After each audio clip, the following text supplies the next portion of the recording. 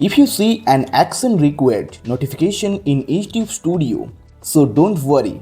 YouTube has updated the YouTube Partner Program terms. So creators need to review and accept the updated monetization terms. There are 3 modules and you need to accept them one by one. These updated terms will take effect from February 2027. So let's do it. First of all, tap on Review and Accept button. Then tap on Continue. Now, Watch Page Monetization module will open.